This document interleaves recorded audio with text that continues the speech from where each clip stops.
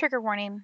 In this episode, we discuss sensitive topics including bestiality, animal abuse and murder, grooming, child predators, child sexual abuse, and other sensitive topics. Okay. Hello, and welcome back to Sorry for Trauma Dumping. I'm your host, Alex, and today I am joined with a special guest. I'm joined with Jenaveve. I was just explaining to Jenaveve before we started recording that I have really been working on the podcast the last couple months. So I've kind of been like spam messaging a bunch of people on TikTok to see if they wanted to share their stories. And Jenaveve actually said that she was interested, and I was actually really excited.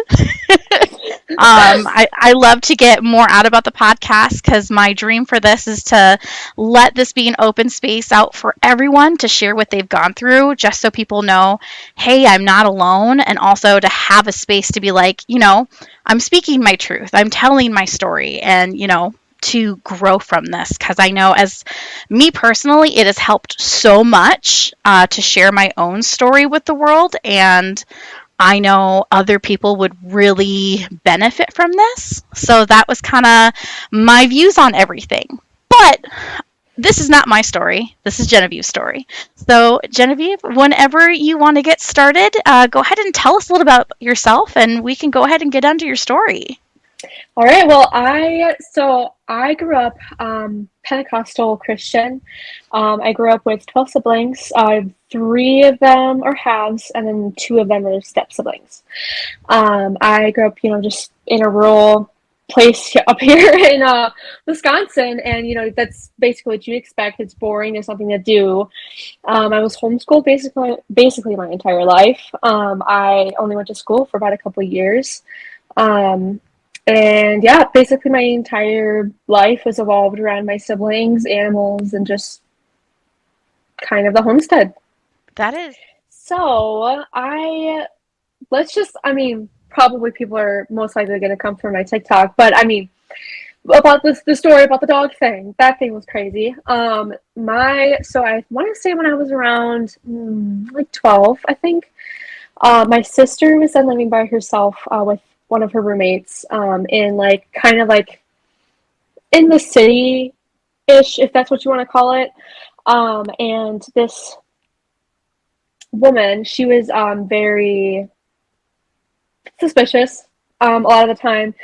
She ran a dog training program thing, and she didn't actually train animals. She was just leaving them in a crate and was low-key neglecting them.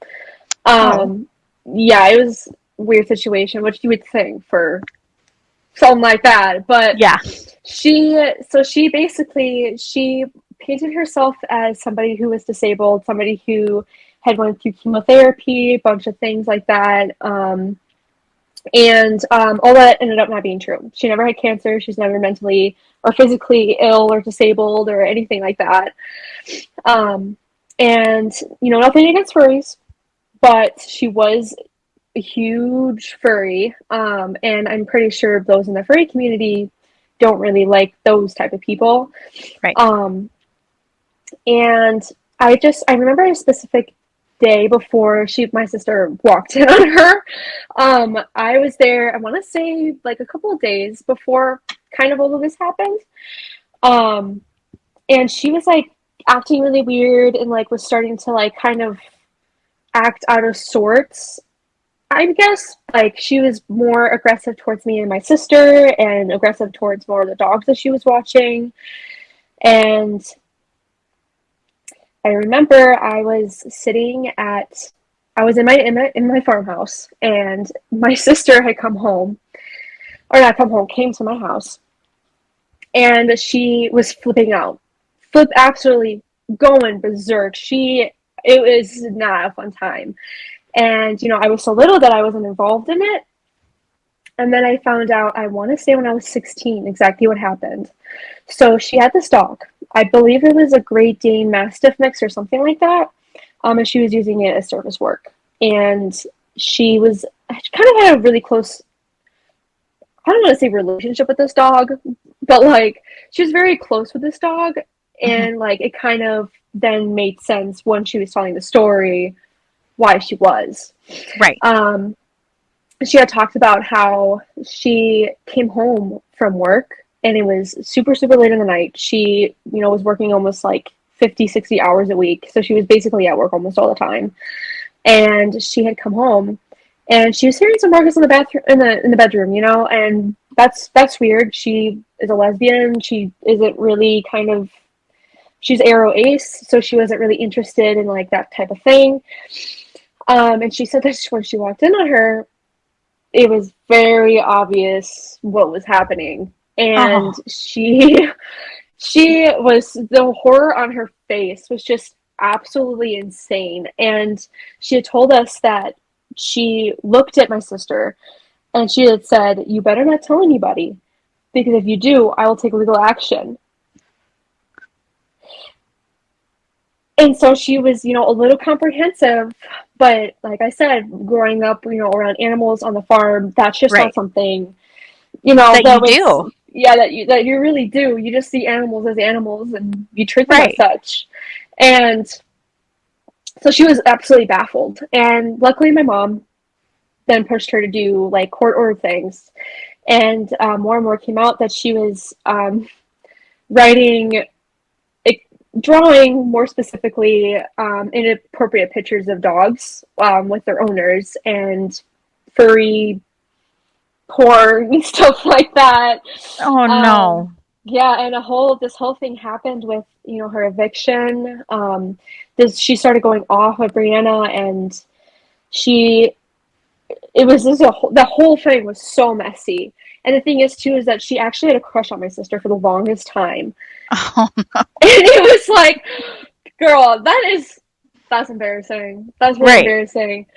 So there's a whole legal battle of her trying to get her out of the house. So the cops were Yeah. over so many times. And then finally, when she went to court for the dog thing, she then was charged with 4 counts of bestiality, and then pornography of an animal, which is, I wouldn't think was I guess what is a charge until I knew about it. But I I mean, mean, yeah, that's definitely not something I would have thought of as a chart, but it makes sense yeah. too. But like, that's just bizarre. Like, I guess you don't. I mean, maybe bestiality cases are common some like areas, but Oh, like, I mean, I I have only mean, ever heard of it's one crazy. myself, right? But still, like, I just, I don't understand. Yeah, it was But that's a crazy. lot.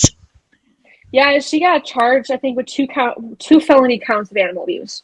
And then she went to prison for like, I want to say a year, and then she was let out on parole, and then she wasn't allowed to have any other animals. Currently, we have no idea what she's doing because that's just like not our cup of tea. Right, So right. we have no idea what's happening with her, but we're very glad that she went to jail for that because Those poor animals. Like, because, like, what that was the only one that she had gotten caught with. How many more other ones? You know what I that, mean? and that's what I'm saying. Like, she also had a training facility with these animals, not like a facility, but like a Right, program with these animals. So that can only lead me to wonder, like, what else was happening with these animals when no one was there. right, right. It's just, it makes me like, my skin is like crawling, like thinking about it. Well, and that poor animal, like, has no idea what's going on, and someone's abusing it, and oh, I Right? just, And like, he that doesn't know poor the animal. difference. He Right, doesn't know the no. difference.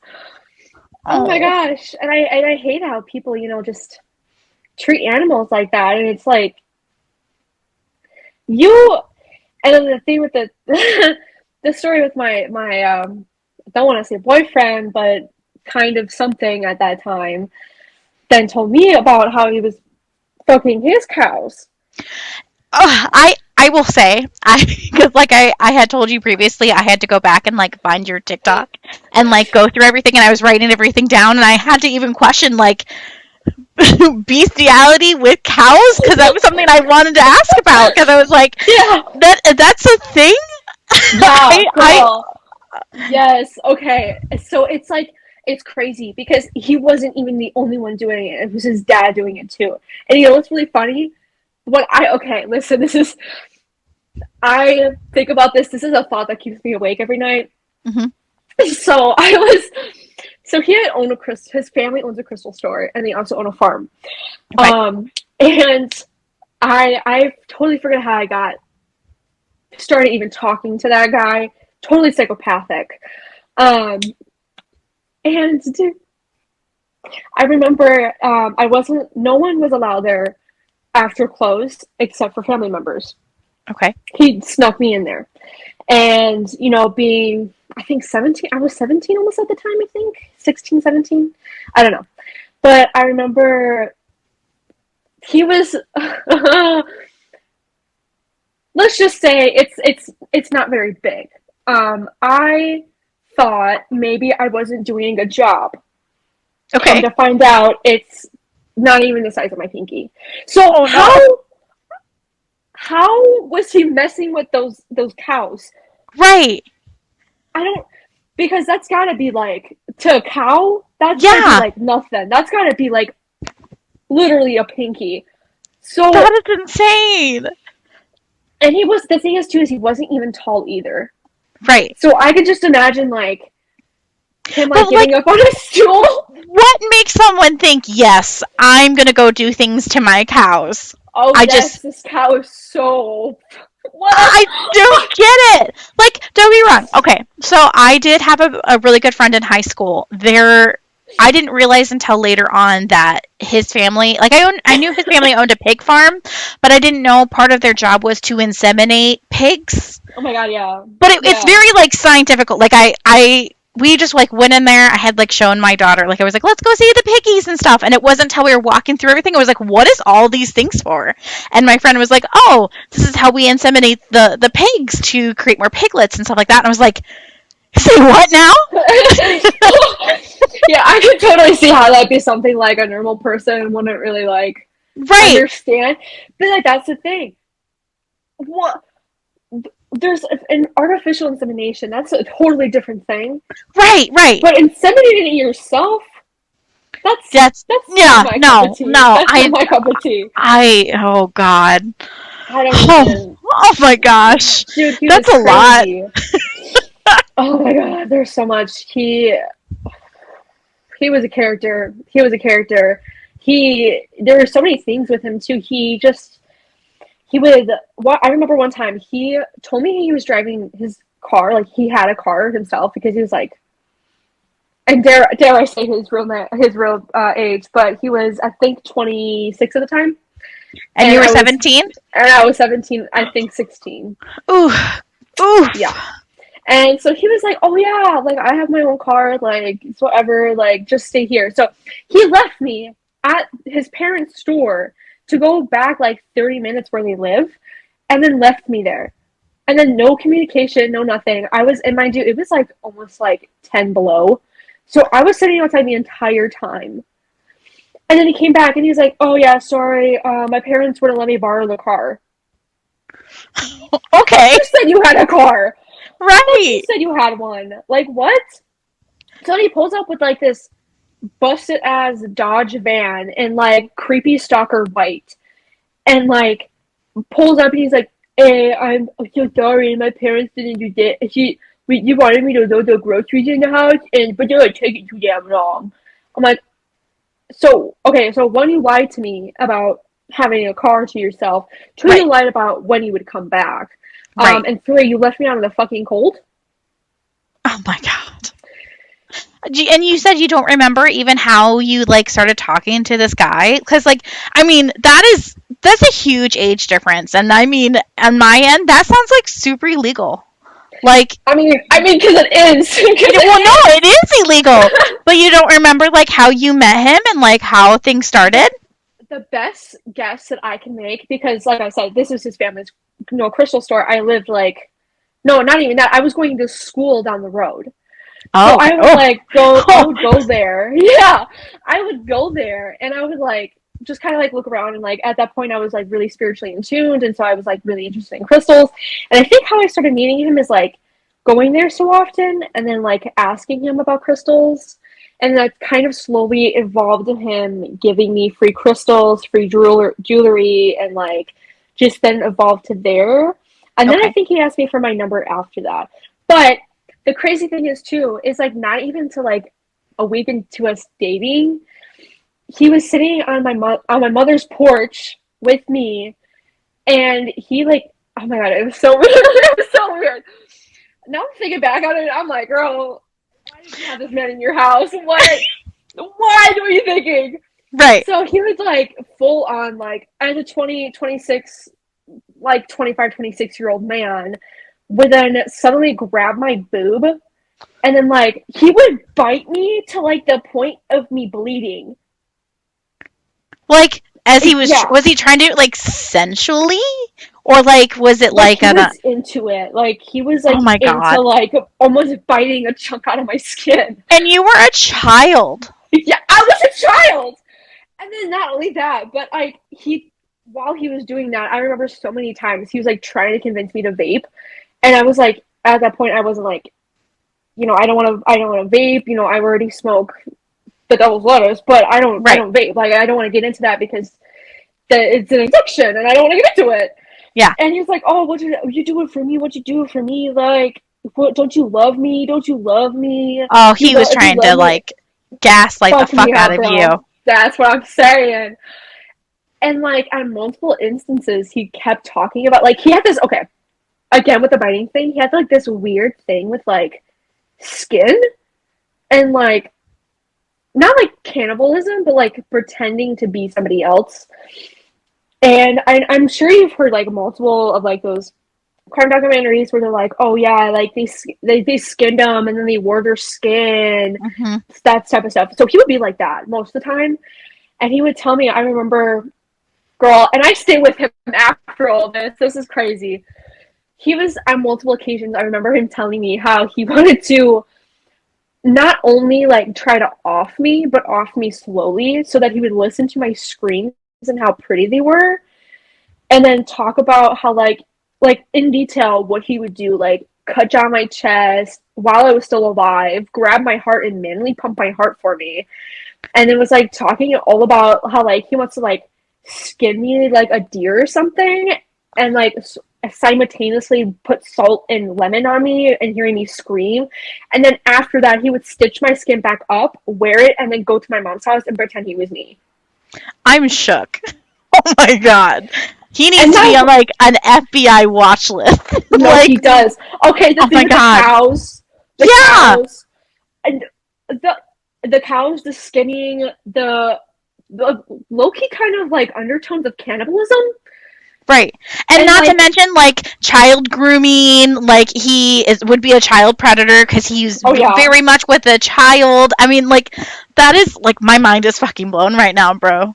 Like, yeah, my and God. girl, he also used to talk to me about how like how he would like okay, basically kind of like the skinning thing, Hmm. but he would tie me up and like fuck, what are one of those crosses? Usually it's used for like getting kinky, but it's like one of Oh, those like a things. BDSM cross? Yeah, yeah, Okay. like that, and like have me up on that. And he was like, I want to like decapitate you, and then fuck your mouth.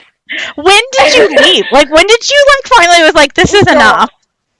oh my god. Okay, so my best friend still to this day. God bless for him. I swear to God, I put him through so much. And he was like, I was telling him about this stuff because I was like finally fed up, and I was like, this is Right. like getting really creepy. Like I don't feel like safe around him anymore. Right. And he was like, he like dead ass looked at me. He's like, so he's telling you like all this shit about he wants to like fuck your head and like skin you and like pretend he's you and like fuck his cow. Um, do you are you insane? Like actually? And I think that's when it really started clicking. And I was like, okay, first of all, no shame. How no matter the size you are, it's how you work it. I That's not my cup of tea. So that what kind of initially made me leave is because I was like, I'm not gonna Right. get any real pleasure out of this. Like it's not personally it's not for me. Right. So it's like, and then that's when it kind of leaned me over. And then with him being like kind of like psychopathic like that, Right. and like talking about that, and he knew where I lived, and he knew like who I lived with and the schedule, and he knew that we didn't leave the doors locked at night, which is stupid. But that's a like that's a country thing because even when I Yeah, grew up, we didn't lock our doors either. But that's just because but no where one's you there. live, right? Yeah, exactly. So it's not like Yeah, who's coming in. You know what I mean? right. And it's like, girl. And then I remember I started like kind of like dodging his questions of why I wasn't like showing up to places that he was asking me to, and like why I wasn't talking to him. And I remember this one instance like really made me stop talking to him. Like the last time we ever hung out. I was with my mom in the car because at this time I couldn't drive. Excuse me. And he was in the car with me. I was sitting in the back seat of my mom's car while he was sitting in the passenger seat. Anyway, besides the point. We go to McDonald's, and you know how like I know that in some areas McDonald's like doesn't accept like 50 bills or Yep. larger. Hmm. And I remember my mom pulled up, and he asked for only a couple things. And he was like, "What do you guys want? Whatever, whatever." We didn't want anything because we just wanted him gone. We were bringing him back home, so we're like, we don't want to fuck with you anymore. Right. And I remember this was so cringe. Every time I think about it, I remember every single time he used to flex, it was so cringe. So he used to he when we went to the window, he took out his wallet and he had like wads of like cash. Like, where is he getting that from? And he was like going through all of his hundreds and fifties, and it was like, oh, sorry, this is all I have, and like pull out a 20, like while siphoning through all these hundreds of bills, like, Yeah. and it was like a suspicious amount. Right. So I don't even know like how he fitted it in his wallet. Two, Hmm. where did he get that money? Because he's working for his parents. And I know that they have, like a farm and everything like that, but they don't typically farm kids don't get paid for their labor. Right. No. So it's like, where does he get this money? And I just remembered that like kind of being like my snapping point. I was like, that was incredibly cringe. And I think that he was like trying to again flex and like being like, oh, I got this so much money, but like he wasn't really thinking like that. That's kind of like suspicious that you have that much money when you don't have your Right. own car, you live with your parents, like you're 26 living with your own parents. Right. So like it's not a flex if you're being weird about it. And then I remember like him texting me, oh, that's right. So after that, I then was like, kind of leaving it alone, not like talking to him, ghosting him, leaving, just it all be. And I remember he tried to call me, and then he texted me. He's like, I'm going to come to your house. Like, what's going on? Like, you're not responding to me. Nothing's going on. I'm worried that somebody might have hurt you. Like, can you respond to me at least? I'm like, so I responded. I'm like, I don't want to talk to you anymore. You're psychopathic. And then I blocked him, and then that was it. But Yeah. it was still kind of like a surreal situation because everything that he had, like, not. And the thing is, it wasn't even like threatening to like do all that stuff. It was more of like a fantasy thing for him. Right. It wasn't like more so like, oh, if you leave, I'm gonna skin you alive. This is like, oh, I'm gonna skin you alive and then like masturbate later. Like he was telling you like his deep secrets in his mind, thinking like, oh yeah, she's gonna like this, but like in reality, like, dude, you keep that stuff to yourself. like, and then the thing with the fucking of the cow, when he told me that, I think that was like, oh, that's when I went to go talk to my friend about it because that's when he told me about the fucking of the cow, and I was like, that I need a second opinion on this because this is absolutely fucking insane. You would think that I would stop talking to him after like the multiple skinning allegations, but the cow fucking really kind of pushed over the I edge. mean, but at the same time, you were a child, so at the same Mm-hmm. time, like it could be like, oh, this older guy is hanging out with me, like he's giving me crystals, like you know, Exactly. right? Like I get it. Again, you were a child. Where were your parents during this? Like, did they just like not care that you were hanging out with a 26-year-old? Yeah, so my mother, she's changed now, hopefully. As far as I know, she's changed. But I don't really have a dad. My dad left when I was 7, the day before Christmas.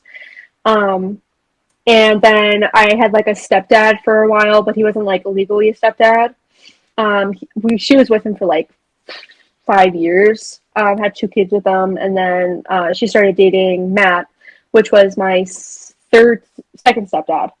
Okay. But by this point, Matt had left, meaning that it was me, my mom, my two sisters, a newborn baby, and a couple more kids. I can't, off the top of my head, I can't remember, but You had a lot of um, siblings. I mean, I yeah, understand that. I had a lot of siblings myself, but that's a lot. yeah, girl. And at that point, where we were living, we only had like a couple kids. I want to say, including me, it was like six.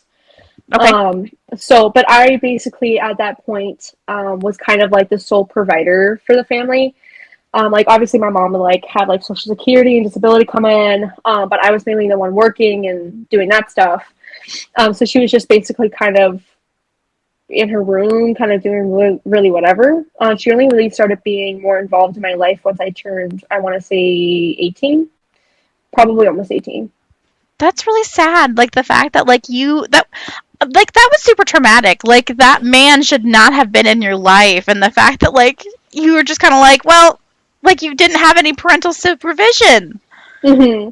And like I'm super glad though that like though that I felt under that type of thing, I'm glad that now my sisters that are below me, or specifically my sister below me, is protected in that light, because now that Brianna, my oldest, knows about it, and then she knows that we would do anything for the family. It's why my whole life is my family, so it's like if anything were to happen to her and I found out something happened to her like that, it's immediate death for everybody.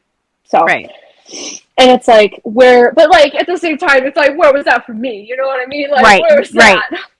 Right. That's insane. Like, oh my gosh. So like how long would you say that relationship went on? Was it like only like a month or so, or was it like a long Yeah, time? not even a month. Not even a I month? think, Okay. yeah, the only reason why I kind of stayed with him was because I was getting something out of it, which is crystals, and Right. I was kind of putting up with it at that point. Right. Um, but that's, I mean, it But was at the only same like time, like not you were a even, child. I get it. Like yeah, I feel like you can't even be like looked like, oh, you were a bad person. Like, no, not at all. Like you were a child, you were still learning, and this man was like trying to bring you into his life, be like, ooh, yeah, she likes crystals. I'm gonna give her that, and she's gonna spend time with me. Like, dude, right? And I'm gonna tell her how I fuck cows, and she's gonna be okay with it. Like, I just, what the fuck? I don't get it. I I don't. Men are so weird, and especially since it's like the agenda of like small town like Wisconsin shit.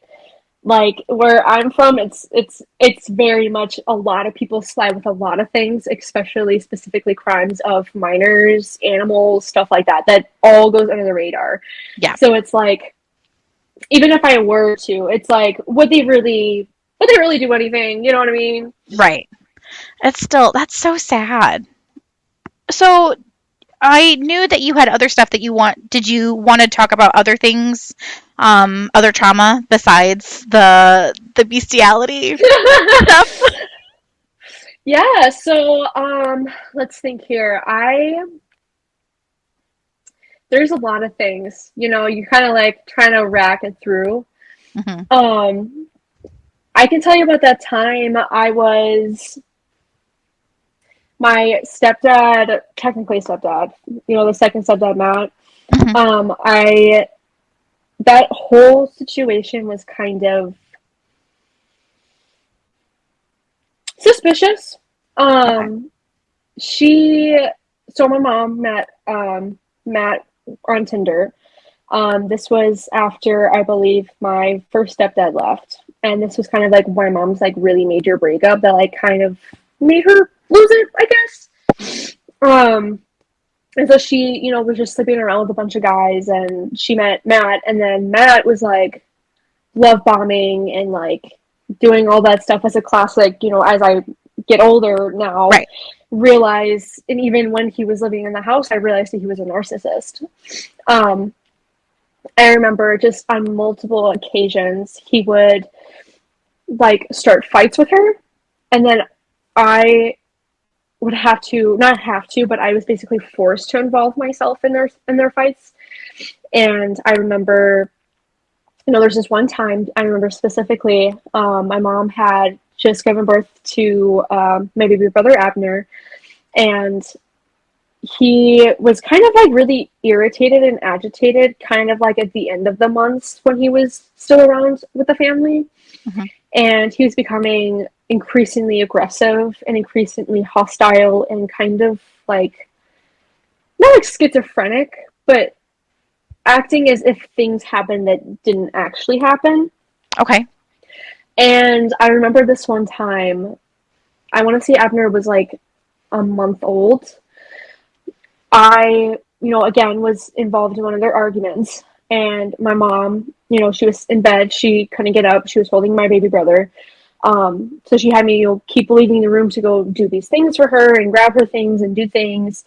And my mom's room, there was a door that would lead out to the dining room. And then there'd be another door, kind of like a Jack and Jill situation on the other end. Hmm. But it was kind of like her bedroom, and then bathroom. So between her, like that. She had two doors. The Okay. two doors had the latches on them, where you can just like flick them up with like a butter knife or something like that. And he kept locking the door every single time that I would leave the room. So I ended up just like kind of keeping a butter knife on me just to like keep opening it up. And I noticed that every time that I kept coming in there, he would then get increasingly agitated with me and just agitated in general. And I remember the last time my mom had asked me to go get something, it was Abner's bottle because he had started crying and he was hungry. And so I made him a bottle, whatever.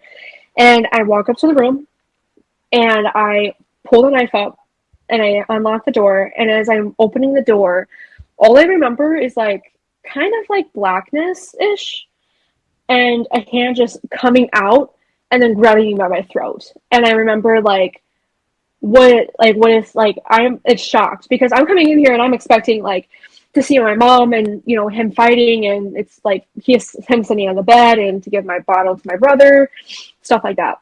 Great.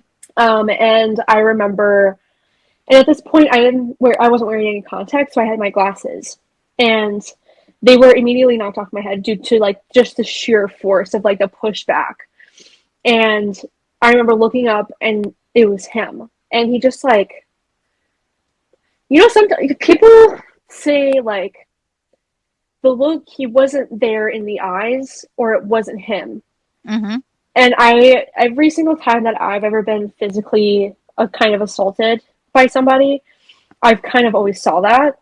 And Hmm. with him, it was just like there was nothing there. It was just a complete slate of a person, and it was just more of a vessel kind of moving. And I remember my only self-defense that I could do, I remember because I had analyzed him before. And ever since this fight, I've always analyzed everybody to make sure that if we do get in a fight, I know how to fight. And I remember he had this really long beard, is like probably up to here.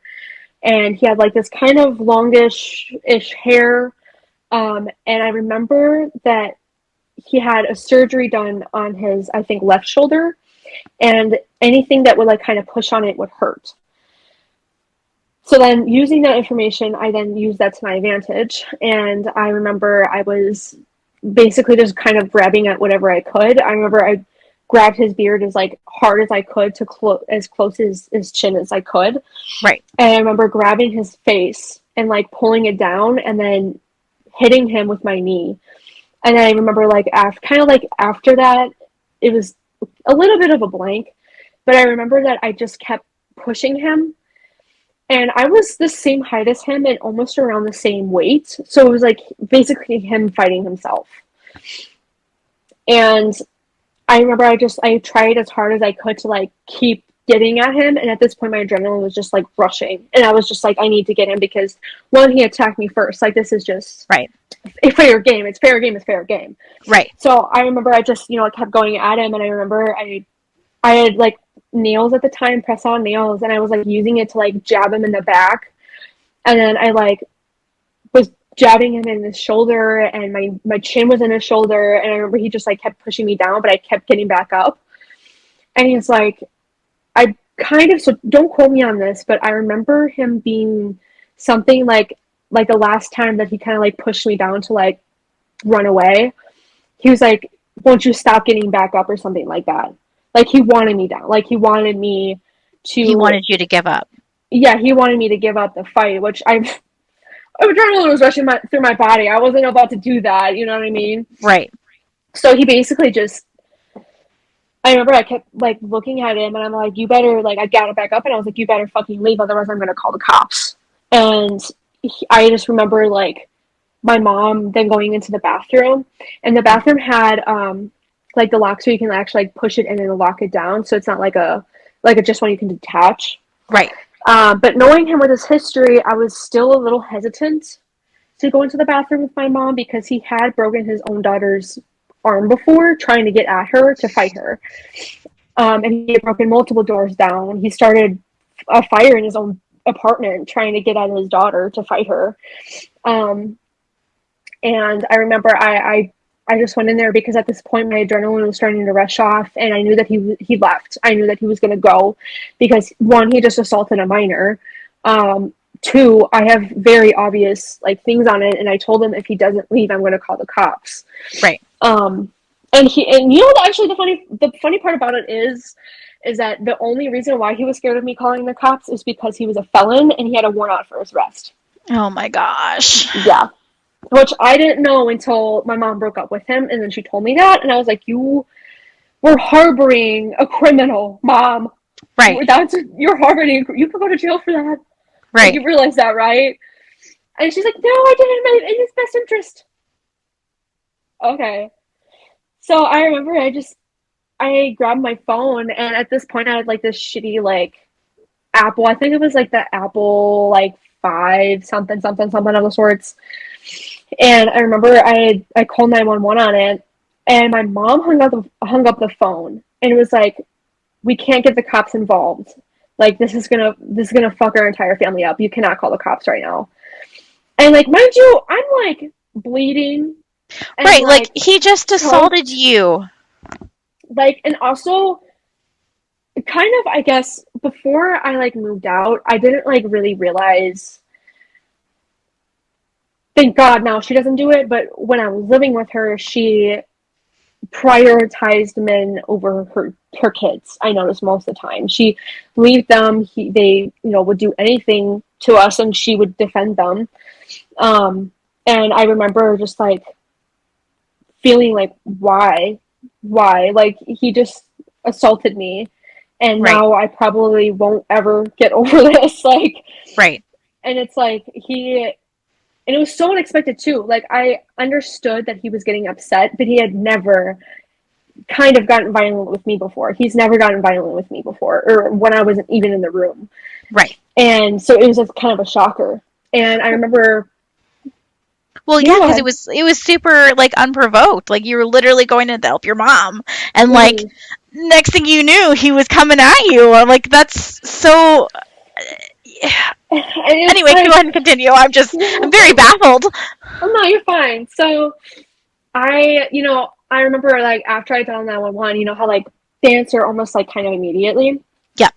My mom hung up, and I remember they called back, and I was very obviously trying to like stifle down like my like I was hysterically crying, like I was almost having a panic attack crying. Mm-hmm. And I remember trying to like stuff it down, and then she's like, tell him you're fine, like everything's fine. So then I picked up the phone, and I was like, yeah, everything's fine, like it's fine, I just butt dialed, whatever. And they're like, okay, you sure? I was like, yeah, and then hung up.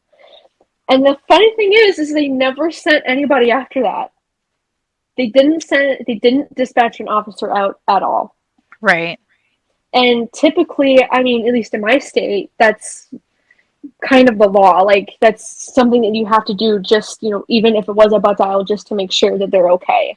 Right. And it was just astounding to me that didn't happen. And I remember my mom, she left that night, and she left me with all of my siblings to go try to find him. And she was like tracking him down to get him back.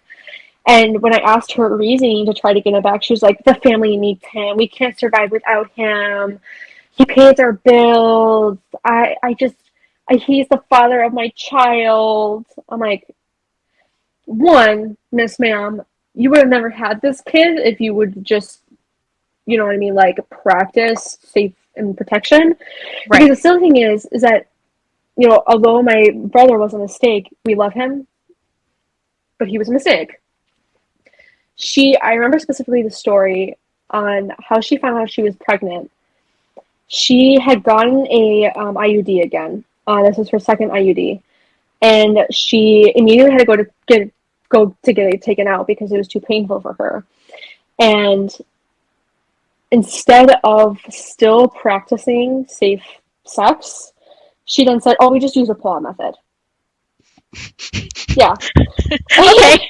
yeah, and it's like, and so I was asking her, like, "Mom, did you?" Not to get rough, but I was like, "Did he like actually pull out?" And she's like, "No." Oh my God. Mind you, this woman is like 40 at this point, and like her body's exhausted. She has all these disabilities. She had already 10 kids, and that is like, that takes a toll on your body anyway to have 10 kids. Yes. Yes. And then the bad thing about it is that after she gave birth to him, she wanted another one. Was it very like religious based of why she wanted them, or like was it just because she was like, I want a lot of kids, or like I I I think I think in the beginning with my biological dad it was because she did truly love him. Mhm. And you know, they met when she was in high school, and when they were in high school, and they got married, and then had my sister. Well, she got pregnant with my sister first, and then got married. And then you know, she just kept having kids. For her, at that point, it was a religious thing up until I want to say me, and then after me, as the fifth kid, it kind of became prominent that it wasn't a religious thing anymore. It was more of a I cannot stand not being pregnant. I cannot stand not having kids. And I do truly think that she did want all of us, and I truly do think that she does love and care for us. But I don't think that she realized that she couldn't take care of the kids that she wanted to. Mhm. So then, therefore, then landed all of the responsibility onto her older siblings because, and how I see it, I tell everybody that wants a big family, no matter how hard you try, you cannot parent 12 kids. You No. can physically and mentally cannot do it. No. You cannot. And, you know, I think for her, she just, after, I want to see my brother Zach, my doctor was like, if you have one more kid, like, you're going to you're going to start declining in health. You're already declining. You need to not have another kid. I think it would be, you know, a good opportunity for you to get a hysterectomy. Um, and it would be good for you to not having more kids after this kid because this is not a good idea for your body anymore. Mhm. And she, you know, she just did it, continuing to do it. And it became more prominent, I guess, for me after moving out that it wasn't. I think for her, it was more of a hormonal thing for her to be enjoying being pregnant. Which the thing is when she's pregnant, she's a raging fucking bitch. So it's like you gotta pick. Like you, and I would, you know, personally, if my doctor told me, hey, after this kid, you should really like not have any more because you're just gonna keep declining in health. Right. She continued to, and her health then declined, and then she started blaming her kids on it, and her life problems, and whatever on it. And it's like, your doctor warned you, like, So how many children did she have in total? biologically, she's had a 10. Yeah, biologically, 10. she's had 10. Yep. And those have all been like single pregnancies, or do you have like twins in your family, or like No, we're actually so up until I want to say Charlie, which is the oldest out of from my biological father. So the seven of us are all biological. We're all almost a year apart. oh wow. So Oh yeah, wow. Oh god. yeah. as, So it's as someone who's given birth and has had pregnancies, that's a lot.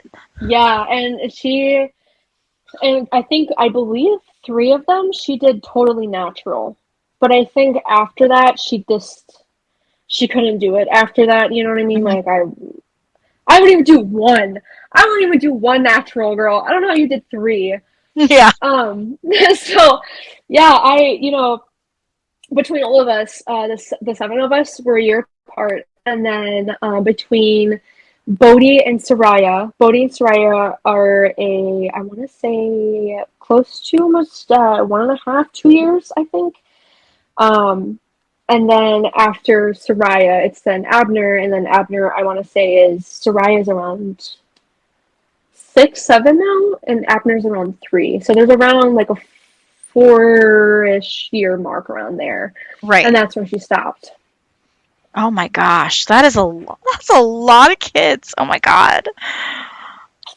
Yeah, no. Yeah, girl, I can never. And growing up with that many siblings, it kind of made me realize like I've always told myself that I don't want to have kids, that I kind of fulfilled needing kids with all my siblings and by taking care of them. Mhm. Um, and I kind of always said that. And ever since, meeting my significant other, I then, my mind changed. But still, I'm only going to have one. And even if that one doesn't work out, I don't even know if I'm going to have a second one. Right. Because back then, maybe when my mom had all of her kids, it was totally different. But I don't even know what the future holds for my kids. So why would I want Yeah. two of them to go through that, you Well, know? that's completely valid. I mean, I've had guests on who talk about how they wanted more kids after they've had two or three, and then I've even had guests who've come on who's like, "No, I do not want children at all." So Mm-hmm. I think that's completely valid. Are you in any contact with your mom still, or are you more like we have contact, but it's like from a distance, or like? We have contact. It's more so I as much as I want her to be a mother to me, and as much as I want that type of relationship with her, I just noticed that she does try, Mhm. but I don't think that she kind of understands how to. And though I do try my best to keep in contact with her, it's kind of not like walking on eggshells, but it's more of like having to make sure that everything that I do, not like that she's okay with it, but that I somehow still have a good relationship with her. Because if I know that if something happens to where I'm like calling her out, then she won't let me have contact with my siblings. When I first got kicked out of my house at 18, I wasn't able to contact my siblings for almost a year. She wasn't allowing me to see them at all. The only sibling I had contact with was my younger sister, and occasionally my brother. And so now that I kind of formed a kind of an okay relationship with her, I still try to treat her like my mom, as she does try to treat me as her kid. But I can't tell her the things that I want to, and I can't express emotions to her like I want to, and I can't be honest with her like I want to. That makes sense. And is that the same with your elder siblings as well? Like, do they have a similar relationship with your mother or not? Not the same. My oldest sister kind of more so uses my mother to see my siblings. She had endured more trauma with my mom, and she knows more about my mom when she was, all the way back then when she wasn't like she was now. Hmm. So she kind of still has that resilience towards her. And then my second oldest sister, she as far as I know, she isn't kind of really contacting her. I know that she just is kind of like doing her own thing. Like, I think she's in Ohio right now, just kind of doing her own thing, kind of going to festivals, stuff like that. But I don't really know for sure. And then my older brother, which I don't really like, he's not really a brother to me. I As silly as it sounds, and it probably shouldn't. It's kind of more like an inside joke ish. But we call him Dogler, as in like Hitler, but for dogs. Okay. Because there's a lot to unpack there. I'll probably get to that later, but he stopped talking to us after things happened in 2017, and he then was starting to talk to my pathological psychopathic father, and he just kind of fell out. We also found out that he is a child diddler, and he has multiple charges of abuse and rape and Oh, domestic abuse against him. And but the yeah. thing is that he's in a small town, so they don't really care about that. He's never been to jail before. He just is kind of doing his own thing, and I'm pretty sure right now he is dating someone of age, but I'm pretty sure he met her when she wasn't of age. I'm Oh my pretty sure. God. Yeah. And That, then my sister right above me, she doesn't have any contact with her at all. She despises my mother. So, I mean, it's just a personal preference. right. No, and I get that. I have no contact with my mom, and my dad passed away. That's a whole long story. Honestly, I have episodes about all of that. Yeah, But no, I can understand like the no contact, or even like the low contact, in the sense of like keeping a distance and like, keeping your peace, but like still having a relationship. I get that. exactly. Yeah. That's exactly how it is. That's a really good way to describe it. I'm keeping my peace, but still having contact. Yes. Um, and then you said you have like no contact with your father. You're like completely cut off, or Yeah, he had left me in the time that I needed him the most and when I was growing up. And when he finally started showing interest in talking to me was when I started reaching adulthood, or I had gotten into adulthood, when he wanted to try to rekindle with me. And by that point, though, I know both sides of the story through the divorce. Yes, I do think my mother was wrong in a lot of aspects, but I think a lot of it he could have just let go. And a lot of it he could have not had been the way that he was. And this is nothing against people that are bipolar, absolutely nothing, and people who have psychopathic ideologies. But he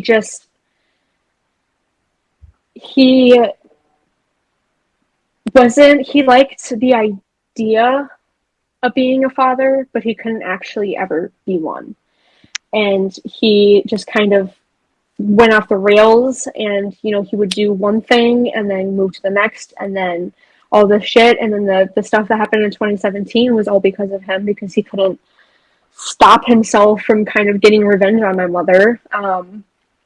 And so yeah, I'm not, I grew up with him, and if I told myself that if he ever did try to contact me, then I would specifically tell him that I grew up, you left me when I needed you the most, and now I don't need you, so why would I have a relationship with you? I see no fit for it. I don't need you anymore. You were gone when I needed your relationship the most. yeah. So it's like, why would I ever? No, I completely understand that. Especially with that, you got to protect your peace too. Like if you I personally can see that in the sense of like, why would I invite chaos and turmoil into my life Mm-hmm. when, you already have enough going on too? Yeah, And if you are going to abandon or just leave people, especially when they need you, like, sure, you can repent and apologize, but ultimately it's up to the person to see if they want to accept your apology. And yeah, for you, it definitely sounds like, yeah, no, I'm done. That we've crossed that road, and I don't want to rebuild a relationship. And I think that's completely valid. yeah. And like the same thing with my older brother too. I see no part in talking to him. Hmm. He not contributed to kind of like my life going downhill, but like kind of did at the same time. Um, because there's so many things that kind of could have been avoided, and so many things that I know were done to him that he could have kind of worked through. You know what I mean? Right. And like even now, I all the things that he did that I witnessed him do, it's just I would ever never ever be with talking to somebody that would do such thing to animals, to humans, to a lot of Yes. people, to something. I would never. talk to somebody like that ever. No, I get that. I I cut off people due to just like their personal beliefs on politics stuff. So Oh yeah, even for that real. is completely valid. Like if you are like physically hurting people, like no, you don't exist to Yeah. me. Like we're done. It's like, dude, also, and I think I should probably, start talking about this now, but I remember growing up, he was kind of always picked on by my dad, and like kind of was like the only one out because at that point he was only boy of the family with like five other girls. Right. So it was like he was kind of the only boy there. So there was a lot of pressure on him. And I remember, and sometimes I kind of think about it when I think about his situation that maybe this contributed to how he turned out. But I remember that my dad was just so rough with him, and I think after losing my father, it was such a devastating loss on him because he was so close to him, and Right. I think that's what kind of then switched him into going down the path that he did. And I truly do believe that if my father stayed with my mother, then kind of basically none of my trauma would have ever happened. But I mean, we can't depict what's going Right. to happen. Mhm. Um, but as he was, kind of getting older, I don't really want to like give away specifics about what was going on. Mhm. But he was kind of in charge of taking care of the animals that we had. And my stepdad at the time, the first one that she was engaged to for 5 years, he was there as well. My oldest sister was helping there as well. I was kind of helping here and there, just like as like, like a farm thing. That's just what you do. Yeah. Um, and I started noticing when he was like kind of going downhill because he started not doing his chores as much. And he would like kind of leave the dogs in filthy conditions that were absolutely unacceptable for the business that we were trying to run. And my mom at the time, she had just given birth, I think, to, I want to say Bodie. Yeah, she just given birth to Bodie. So she, was going through all of this shit with the divorce, just having a kid and so much trauma happening. And then her body deteriorating from her doctor telling her not to have more babies and all that stuff going on. And I remember he made friends with somebody, and I think that is kind of when he started turning sinister. And there was multiple occasions where he would just willy nilly let dogs into pens to breed.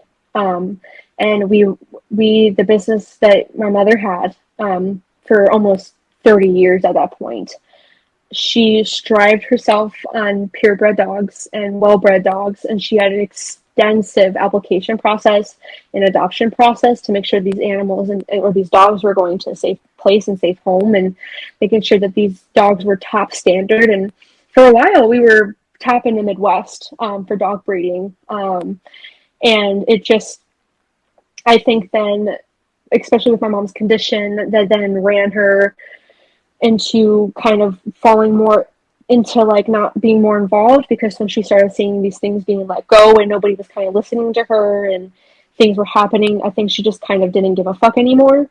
Mhm. Um, and I remember just on multiple occasions that he would shoot like birds into the kennels and then not take them out, which would cause infections and stuff like that. He would leave dogs just to breed randomly. And then when they would give birth, he would shove them into freezers or basically suffocate them alive. Or I, remember this one time that we had these two coolers in our business to keep wet food in because we mainly fed them wet food. Um, and I remember this was like kind of, I guess, like the realization that what he was doing was wrong. Because at this point I was probably, I want to say around like 11 Oh, ish. so yeah, you were still a Not little even, kid. yeah, I was still a little kid. So I was, kind of not understanding that what he was doing, and he, was grooming me and like doing all of those things that people, let's say in Alabama, do. Mhm. And so, I just never really realized. But I remember this one time he had taken a dog and put it in the freezer and had told me to not watch. And I turned back around and he was jumping on the freezer to try to get that dog in there.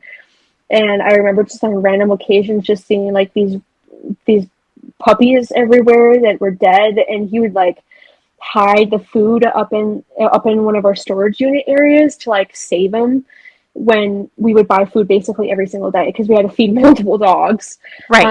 So it was like basically every day that we were getting the bag specifically for that day, and he would just hide them. So he would then selectively underfeed and overfeed these dogs. Um, How old was he at the and time? Do you roughly know? he had Obviously, to, old enough to know better. yeah, obviously old enough to know better. He was, I want to say when all of it started, he was around 13, Okay. up until he was around 17, I want to say. So it Oh, went on for a quite quite a long. quite a period. And it sounded like your mom was very much still like not really hands on because she had a lot of. You guys were essentially like raising yourselves. Yeah, basically, yes, exactly, yeah.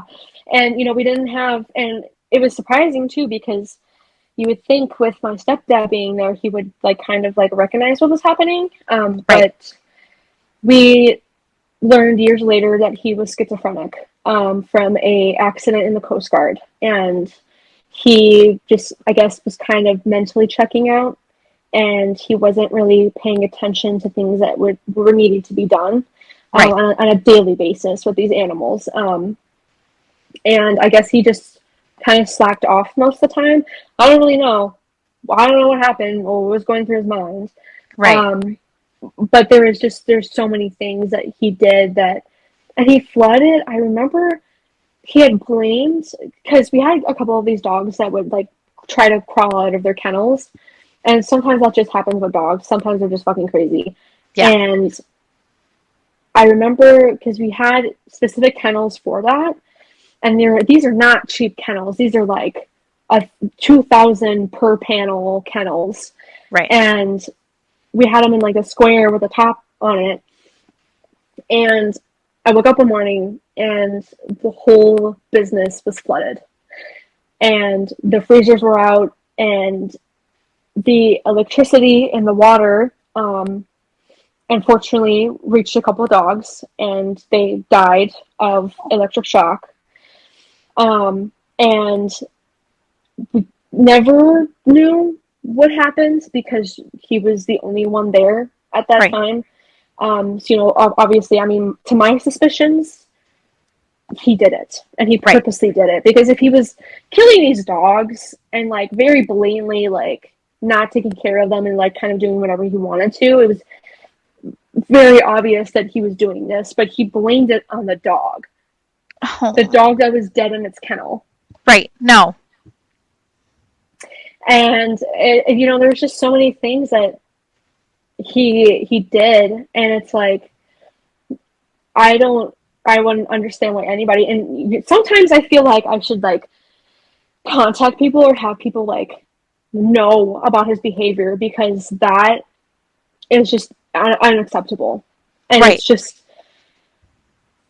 and when stuff was happening with like court and stuff, he then was saying that my mother was doing it, which my mother couldn't even get out of. She was not out of the bed at all. She was in the bed. The only time that she would leave really is to like go shopping for us, and then going to like doctor's appointments and stuff. She was barely in that business. So it's And more that she had it, but you guys all ran it. yeah, basically. And the thing is too is, before the divorce, it was my mom and my biological father doing it. So it wasn't mainly based on the kids. Like the kids were helping, but there Right. was more adult involvement and adults being involved and getting things done. And we had employees and we had things going on. And then after the divorce, just everything just plummeted down to the ground, Right. burn up in the fire. Oh. And this is nothing has happened with him with the like the abuse of the animals and stuff like that. No, because he pinned himself as the victim, and he basically got away, basically with murder, murdering Multiple counts of numerous, right. multiple counts of animal neglect, animal abuse, felony accounts. And the fucked up thing about it is that, remember, the town that I was living in, they don't really give a shit about all that. Right. Um, and the officer that was involved in the case, he continuously lied under oath. We had stalkers for years. We only stopped being stalked, I want to say, in like 2022, 2021, I think. Um, and from 2017 to 2021 to 2022, that's when we really stopped being stalked. And it was just like my whole life kind of was surrounded in fear Oh, I because bet. I was. It's like not only that, but like one, like come on, dude. One, I saw you do this. We all saw you do this, and then you're denying it, and then you're saying, "Oh, it's because I didn't go to school. It's because I'm homeschooled. Oh, it's because my mom. Oh, my mom abused me." Like it just and after that, it just kind of made me feel like I can't involve myself in him anymore because if I do, like most of the time, that is like a sign, like early on, that Yeah. somebody's like gonna kill somebody else, and Yes. I don't want to be in that direct line of fire. That's So like serial killer mentality. it Like was that multiple thousands of dogs he killed. that is oh my god. That is so sad. Yeah, And like not just you having to witness that, but I'm pretty sure you had like other siblings that witnessed it as well. yeah. So I don't want to speak too much on my sister above me, very much because I don't know her experience. Mhm. But he was doing a lot of things to her, and she was kind of like the main focus of his abuse, I guess you would say. So she is the one that like kind of experienced it more. Mhm. Um, and like it was kind of with me too, but it was just like kind of like subtle things, subtle signs of abuse, like hitting me, slapping me. I remember one time he purposely had hit my head into my mom's what is that, the bed frame and Okay. the back, the headboard, and he like full on like grabbed my noggin and like pushed me back. And I remember it was very much on purpose, and he never apologized for it, and was just like, it wasn't me, wasn't me. Oh She my did that to god. herself. Your So yeah, story is definitely one that I didn't think that you would. Oh, you've been through a lot. Oh my yeah, gosh, that is so much. yeah, and that's not even like that's not even scratching the surface. That's like not even all of it. That's not including over. I want to say ever since my dad was with us. That's I mean, but still, I don't kind of remember his abuse. I remember his abuse, but like not like that.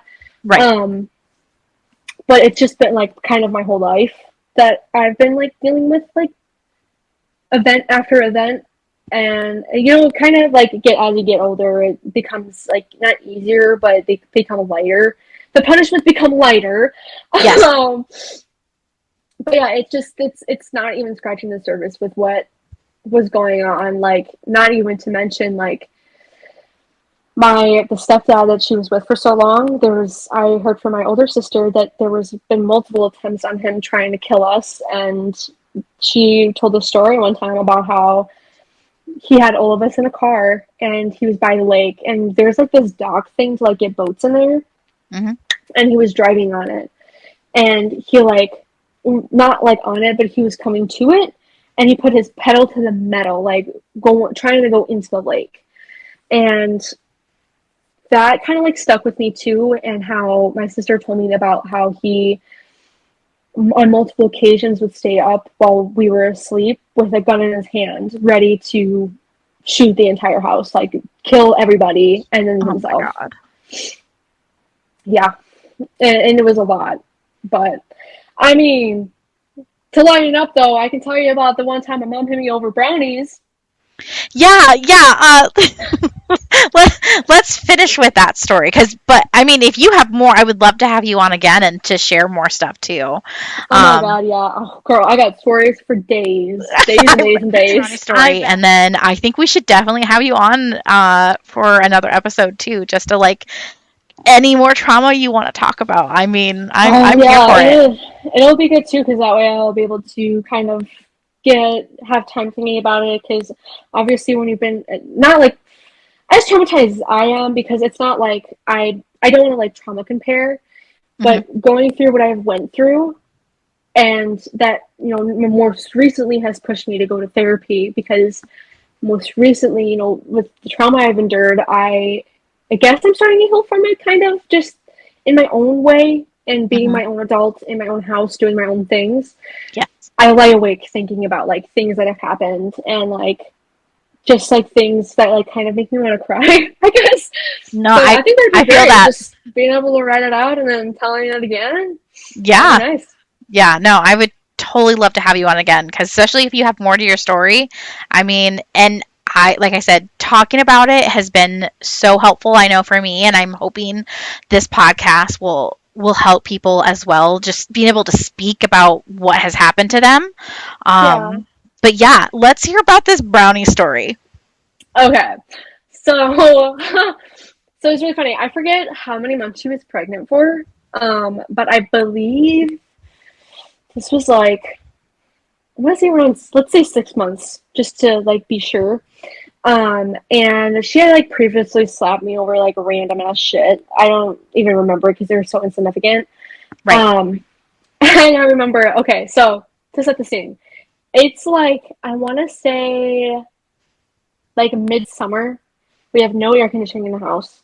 We only have like those like units that you put in your window, and like even that didn't like fill up the whole house because it was like I think it was a 4 bedroom house with 2 bathrooms and a lots of room. So it was very hot. And I remember she had taken away my phone um, because of something that her boyfriend at the time didn't see fit as something or another and took away my phone. And by this point, I was working. I want to say, I think I was working by this point. Um, so I was holding a full time job. I was giving her my paychecks to help like support. And I come home at like I want to say 4 or 5 p.m. And then she immediately put me on like chores and stuff, whatever. She then brings me into her room and she's like, "Oh, can you please go make me some brownies?" And her thing was like brownies during his pregnancy. So I was like, "Yeah, fine, like whatever. Like I will do it. What's whatever. Like I'll just like add that on to whatever I'm doing at that moment." Hmm. And I make the brownies, whatever, put them in, and I'm helping my siblings. And I believe my little sister, she asked me to come upstairs to help her with something. And I went up there to help her. And then my sister, that's like kind of below me, so Charlie, she came upstairs and she's like, "Mom wants to talk to you." She is like kind of like really mad. So I would like expect like your phone to be taken away for a really long time now. Like she's really pissed about it. And I went downstairs and she was sitting on the chair in the living room. And I remember I was specifically wearing these earrings because at this point I didn't have my ears stretched. I only had my two holes. Hmm. And I think I had a star in one ear and a moon in the other. And I remember walking up to her and I was like, "Yeah, what's up?" And she's like, "The brownies are burned." And I was like, "No, they're not. I just put them in there like 20 minutes ago. Like the brownies take like 45 minutes to bake." And I was like, I have a timer on. Like I'm making sure that I'm watching it. And, like, don't worry, it's not burnt." And she's like, "No, I can literally smell it. It's burnt. Go turn off the fucking stove right now." So I went to go turn it off, and I looked at them, and they were fine. And so I pulled them out to like start cooling down. And I walked back over to her and I was like, the brownies are done, like they're not burnt. And so she slapped the fuck out of me. Full on like so when my mother slaps somebody, she slaps with the palm of her hand right on your ear. So she like pops Oh. your eardrum. Yeah, and she hit me so hard, I fell onto the floor, and my earring, I remember the ear that she hit me in, my earring, like, flew onto the floor. And she was like, don't ever fucking burn the brownies again, blah, blah, blah, and then just, like, going on off on a rant. I don't even remember. And so then I got up, and then I went into the kitchen, and I brought her the brownies, and I was like, and I showed her, and I was like, they're not burnt. In fact, they were undercooked. Right. Like, you just maybe turn off, like, yeah, they're semi-cooked, but they're still, like, a little gooey in the middle. Right. And I was like, Mom, like, why would you lash out like that over brownies? Right. And then she was like, oh, okay, well, go put those back in. And then sat back down. Like, not even an apology, yeah. Like, oh, No. I messed up. Like, nothing. My mother has never apologized to me ever in my life. She has never apologized. And when she does apologize, she apologized through other people. She's never said, I'm sorry. Even if she was to, like, bump into me, she wouldn't even say sorry. She never says sorry to anybody for anything that she does. And I remember she had talked to my grandma about this, and my grandma had apologized for her at that point, because my mom was too saddened to tell me it herself. And my grandma was just like, how sometimes she gets, and it's, how she gets, she just, is really upset at Matt, and she's really upset, and she thought you burned the brownies, and she apologizes now that she sees that you didn't burn the brownies, and all of that. So yeah, she never apologized. And then just recently, I was joking with my sister Charlie about it, and I was, just in fun, because now that I'm older, I, like, find it hilarious, because, like, it's hilarious that she slapped me over brownies. So, like, right. I joke about it now. And we just, like, made a slight comment, and my sister said it in front of my mom, and that was her mistake. And she told my sister to get off the phone, took my sister's phone, and then texted me, and she was like, you know what, I'm done trying to be a good mother. I just heard something about brownies, which that didn't even happen. It was because you didn't put eggs in the brownies. And I was like, that was a different occasion, Mom. That was a different occasion over brownies. So just completely, like, invalidating everything you went through, gaslighting you, is like, nope, this didn't happen. What are you talking about? Like, yeah, and it's like, it was like, Mom, I'm not, like, mad at you. Like, you know that, right? Like, right. I'm not, like, trying to say you're a bad mom. I'm just making a joke that you slapped me over brownies. Everyone jokes about their trauma. Like, no, literally, like, she does it all the time. Like, right. Oh, but when I do it, then you cross the line. Then I cross the line. But yeah, she always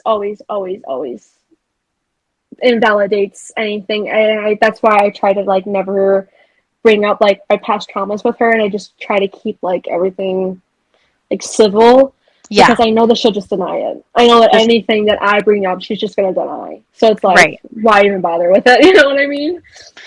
I feel that. That's also really, really sad, though. Like, a mother shouldn't treat you in the way you've been treated. That makes my heart hurt for you.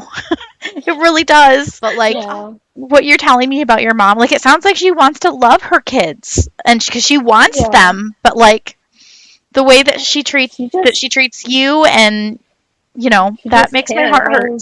I don't think I know she tries to be, and I know that deep down she truly does want to be a mom, but I just don't think that her brain her brain just doesn't know how.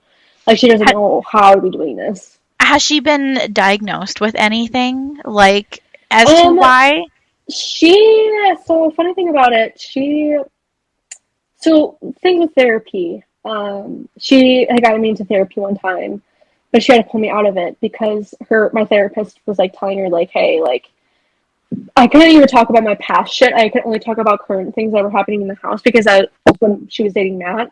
Mm-hmm. And every time a therapist tells her something she doesn't like, it's always, oh, my dad is working with them to fuck up her life. And she's been technically diagnosed with bipolar disorder about 3 times.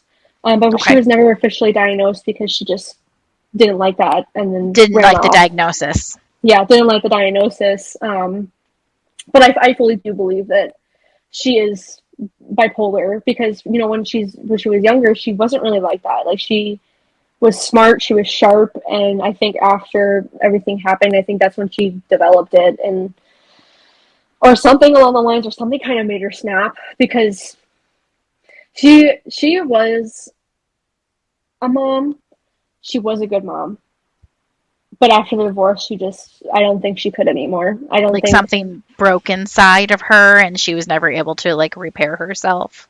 yeah, yeah, exactly that.